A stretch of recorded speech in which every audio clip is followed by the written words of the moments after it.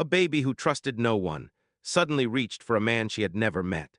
Inside the powerful offices where every decision carried weight, Amara froze as her daughter Aaliyah fell silent in the millionaire's arms.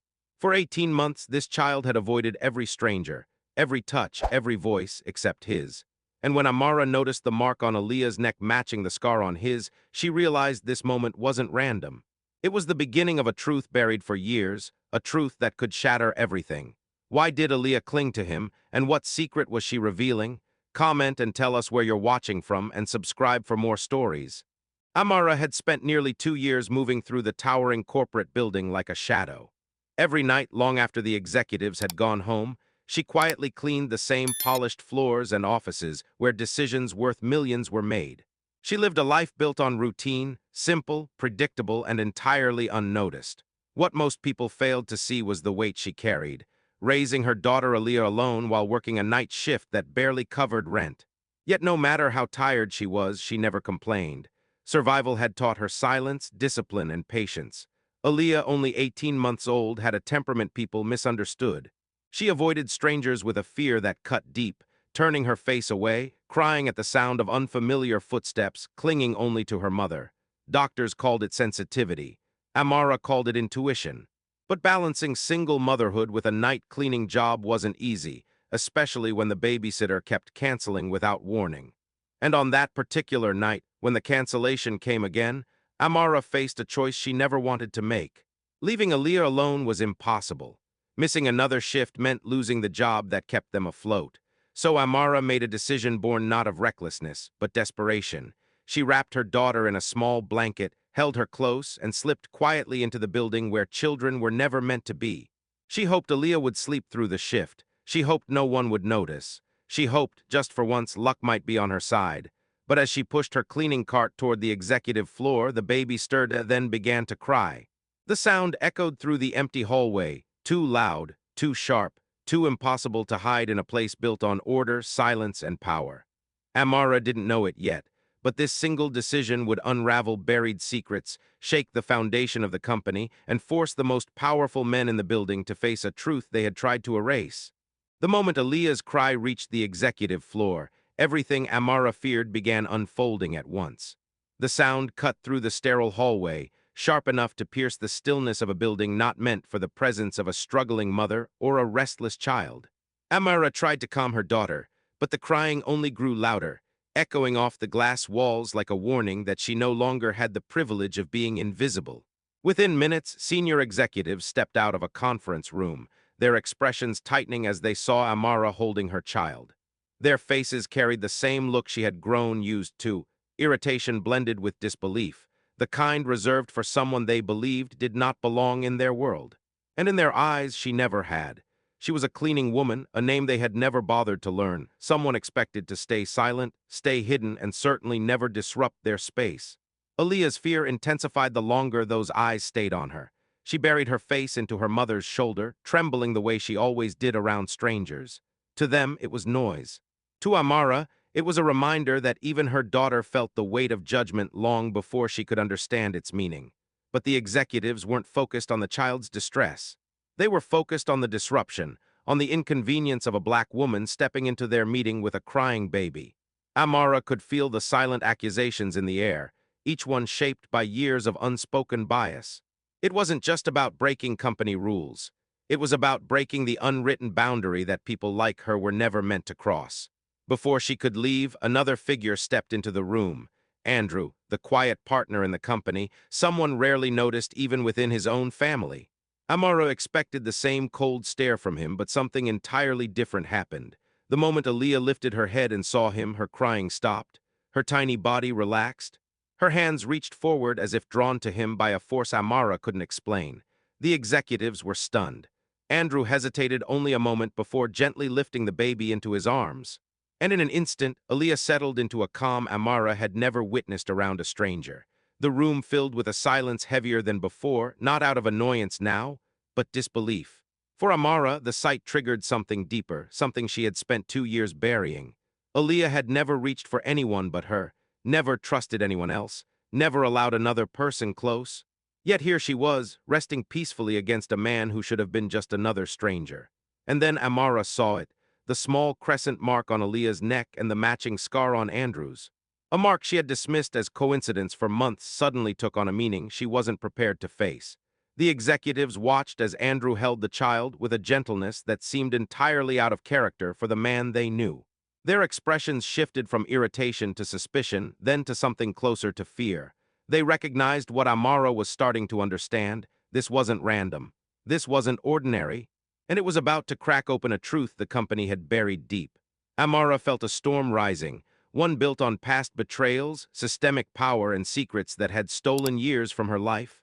The weight of what she knew, what she had endured, and what was now unfolding pressed against her chest.